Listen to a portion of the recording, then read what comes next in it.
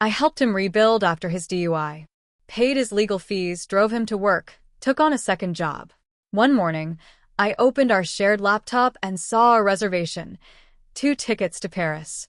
He was going with my sister. When I called him, he said, "You kept me sober, but she made me feel alive." I hung up and sent a message that reached her before their plane ever left. When Brian got his DUI, I was the one who picked up the pieces. We had been dating for almost 5 years at that point. I wasn't blind to his issues. He liked to drink, got moody, and sometimes disappeared for hours. But when he got pulled over and blew a .21, I realized how far gone he really was. He could have killed someone. He called me crying from jail. I should have walked away right then. But I didn't. He didn't have the money for a lawyer, so I paid. Over $4,000. I drained my savings account and took out a short-term loan. I told myself it was love. That's what you do for someone you love, right? After he lost his license, I drove him to and from work every single day. I'd wake up at 5:30 a.m., even on weekends, and pick him up. His warehouse job wasn't close, 35 minutes one way. I'd drop him off, drive to my own job at the vet clinic, finish a full shift, then come back and get him at night. I didn't complain. Not once. I made his court dates, made sure he got to every one. When the judge required him to get counseling, I found the therapist, booked the appointments, and drove him there too. When he had community service, I packed him a lunch, made sure he got there early. It didn't stop there. He wasn't allowed to drive, so I took over every errand. Grocery shopping. Vetvisits. Laundry. All of it. I even picked up a second job doing food delivery in the evenings just to cover what he couldn't. When he got clean, everyone told him how proud they were. Nobody said anything to me. That's fine. I didn't want praise.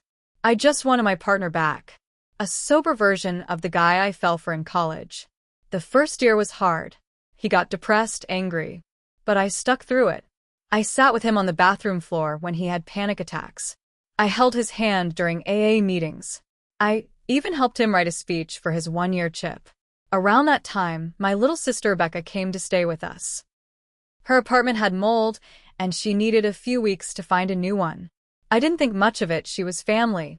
She stayed in our guest room, helped out with the dog, and even cleaned sometimes. Looking back now, I see it. The way Brian laughed louder when she was in the room. The long glances during dinner. The nights I'd come home, and they were already watching TV together, legs just a little too close. I ignored it. I trusted them both. That was my mistake. A year later, Brian had everything back. He was sober, had a good job, his license, and a car again. He started dressing nicer. Got into running. Started smiling more. I thought it was progress. I thought he was happy with me. Until that one morning. I was checking flights to Boise for a vet tech conference. I used our shared laptop, the same one we'd both used for years, and when I opened the browser, his email was still logged in. There it was. A recent confirmation email. Delta Airlines. 2 passengers. Paris. First class. I stared at it, heart pounding. At first, I thought maybe it was a surprise. A vacation for us. Maybe he wanted to celebrate. Then I saw the names. Passenger 1. Brian Whitaker. Passenger 2. Rebecca Nolan. I sat there, reading it over and over again like it would make sense the 3rd time. My sister. The one I had grown up defending. The one I gave a place to stay. The one I trusted around the man I built a life with. I didn't cry. I picked up the phone and called him. He answered, casual, like nothing was wrong. Like it was any other day. I asked him, "Are you going to Paris with Rebecca?" He didn't lie. He didn't even sound sorry. He said, "You kept me sober, but she made me feel alive." I don't know how long I stood there after he said that. The silence felt louder than anything he could have said. I hung up. I stared at the wall for a long time, trying to understand how I didn't see it coming. And then I got up, grabbed my coffee, and sat back down at the laptop. I didn't scream. I didn't sob. I planned. Brian had an old email account he used back when he was drinking. He still had it saved on the laptop for some reason. I opened it and dug through years of digital dirt. I found the emails he had sent to the woman he cheated on me with during his bender days. I found messages to his probation officer. I found the receipts from the liquor store, things I didn't know he ever bought. I forwarded all of them to Rebecca. No explanation. No comment. Just forwarded. She could draw her own conclusions. Then I printed the flight confirmation and stuffed it in an envelope with a handwritten note. I addressed it to his AA sponsor, a guy named Cliff. I knew Cliff. He ran the meetings and he didn't take crap from anyone. My note said, just in case he forgot to mention this. First-class trip with someone who isn't me. You might want to keep an eye on him. Next, I logged into the shared bank account. Brian had used my debit card to book those tickets. My card, my money. He had linked it to PayPal a long time ago and never unlinked it. I filed a fraud claim with the bank. Canceled the card. I moved all the money out of the account into one with only my name. He was going to wake up with nothing. They were supposed to fly out the next morning. First thing. By that afternoon, Rebecca texted me. I didn't know about any of that. Please call me. I didn't answer. Then Brian started calling. 5, 6, 10 times. I never picked up. By 5 p.m., I got the flight cancellation notice in my inbox. The trip was off. No refund. My fraud claim held. That night, while Brian was still trying to reach me, I packed up the apartment. I took the dog, my clothes, and every receipt that proved I paid for his life the past 2 years. I left him the couch, the bed, and the empty fridge. I put his keys on the table with a sticky note that said, "You're alive now. Enjoy it." For a while, I thought that would be the end of it. I thought I could pack up, walk away, and he'd deal with the mess he made. But people like Brian don't go down quietly. It was 3 days later when I saw the first sign that he was trying to flip the script. I was staying at my friend Tasha's place, tiny 2-bedroom, off the South Hill in Spokane. Tasha was the kind of friend who didn't ask too many questions. She gave me space, a stiff drink, and a blanket. On the third morning, I opened my phone and saw the notifications. Facebook, Instagram, even LinkedIn. Brian had posted a long status update on every platform calling me emotionally abusive, claiming I used his addiction to control him and that I sabotaged his future out of jealousy. He said I stole his money and left him with nothing. People started commenting. Friends, family, his AA circle. Some were defending him. Some were tagging me. That's when I realized this wasn't over. I didn't respond online. I didn't post my side. I didn't share receipts, even though I had them all. Instead, I went to someone who mattered more to him than social media followers. His boss. Brian worked at a distribution warehouse just outside the city.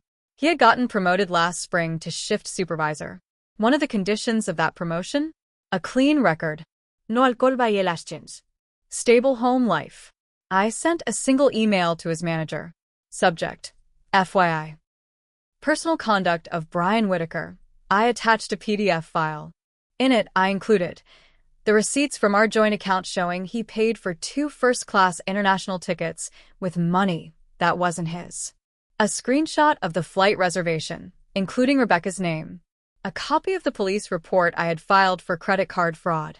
The name of his AA sponsor, Cliff, and the note I had sent him. The statement from my bank showing the fraud claim had been accepted. No commentary. Just facts. 2 days later, Brian called me from a number I didn't recognize. I let it go to voicemail. His voice was flat, cold. "You got me fired. Hope that makes you feel powerful." That was all he said. But he wasn't done. That weekend, Tasha's car got egged. 3 times. Once on Friday night. Twice on Sunday morning. Then her mailbox was stuffed with raw ground beef, wrapped in plastic wrap, jammed so tight she had to break the door off. Then the text started. Random numbers. "You ruined a good man." He deserved better. Crazy bitches always play the victim. I don't know who Brian had talked to, but someone out there believed his lies. I went to the police and filed a report. The officer said unless someone got caught in the act, there wasn't much they could do. He offered to increase patrols around the block, but I knew that wouldn't solve it. So I called my cousin, Dan. Dan isn't the kind of guy you ask for favors unless you mean it. Ex-marine. Private security now. He doesn't talk much, but when I told him what was happening, he didn't hesitate. He came by the next day with a trail camera, a motion sensor light, and 2 outdoor security cameras.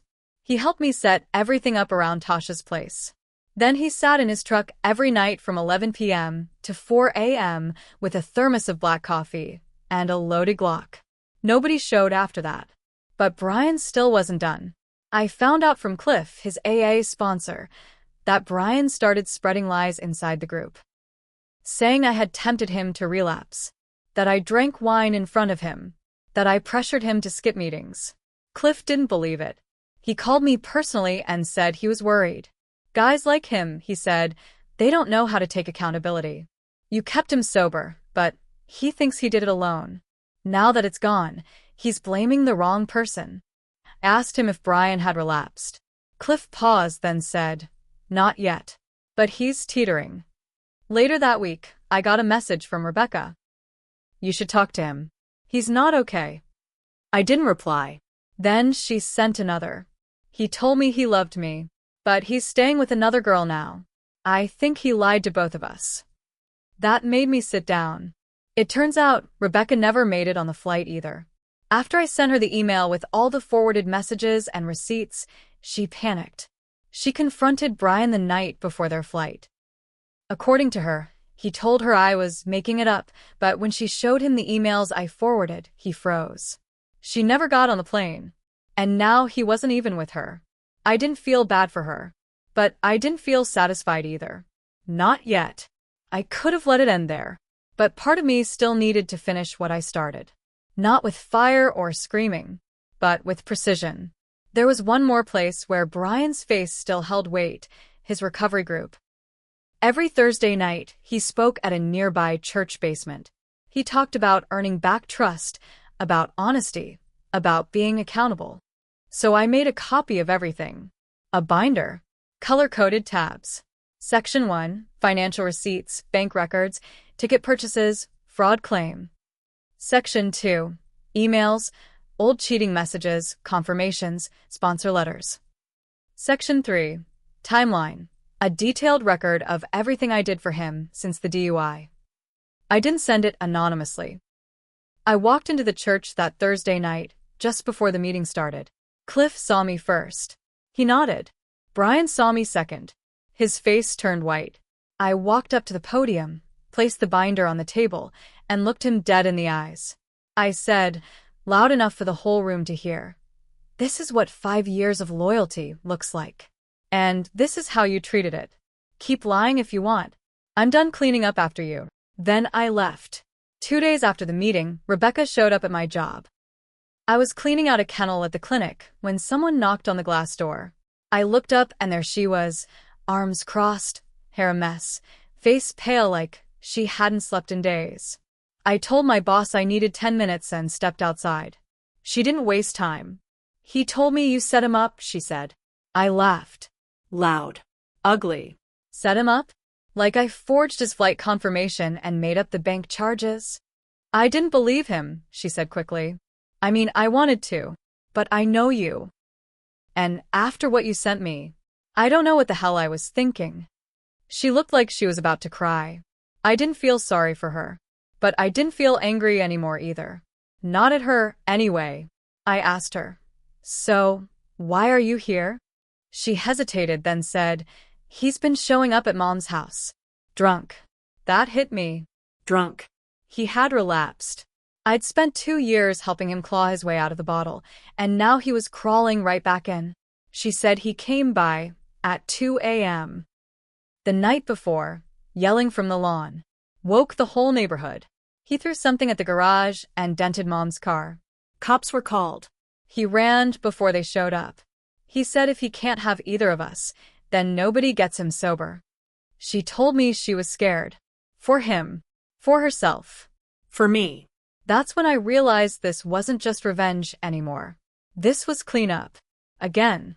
The second time around, but this time, I wasn't going to save him. I was going to finish it. Later that night, I called Cliff. I asked him, "Does your group allow for intervention-style meetings?" He hesitated. We've done it, but it's rare. Why? I explained everything. The relapse, the harassment, the lies, the threats. I told him that Brian needed a hard stop. Not another soft pass, not another chance to twist the story. Cliff agreed. We planned something for the following Thursday, but Brian beat us to it. That Saturday, he got arrested. Drunk driving. Again. Except this time, he didn't just get pulled over. He crashed into a parked car outside a Walgreens in Spokane Valley. No injuries, but his blood alcohol level was almost double the limit again. Second DUI in 2 years. He resisted arrest. Screamed at the cops. One of them recognized him from before. They threw the book at him. He was held without bail. And now the twist. Brian called me from jail. I didn't pick up the first time, but I listened to the voicemail. His voice was shaking. Hey. I know I've messed up. I know you hate me. I wanted to say I'm sorry. You didn't deserve any of this. You helped me. You saved me. And I threw it away. I'm so sorry. Click. That would have meant more if I hadn't also received a text from Rebecca 5 minutes earlier. He's asking everyone to vouch for him in court. He put your name down as a character reference. I stared at my phone in disbelief. He still thought I'd save him. Still thought I'd get him out. I didn't reply. Instead, I sent a copy of the binder, yes, the same one I dropped off at his AA group, to the prosecutor listed on the case file. I emailed it directly, with a short note. For your consideration. This man's history of deception runs deep. He's not clean, he's not changing. This is a pattern. Please don't let him off easy. I also attached the fraud claim, and the harassment report, and the message Rebecca forwarded to me, the one he sent her after the crash. If I go down, you both go down too. A week later, Brian was denied bail again. Cliff told me the group voted to remove him. Rebecca moved back to Seattle, cut off all contact with him, changed her number. And me? I was finally done cleaning up the mess. But something was still coming. I could feel it. 3 months passed. Brian stayed locked up waiting for his hearing. I figured that was it. He'd be convicted, serve time, and disappear from my life for good. I was wrong. One Tuesday morning, I got a letter in the mail. Not a call. Not an email. An actual, handwritten letter. It had no return address, but I knew that handwriting. I had read enough I love you notes from him to know it by heart. Inside was 4 pages of messy script.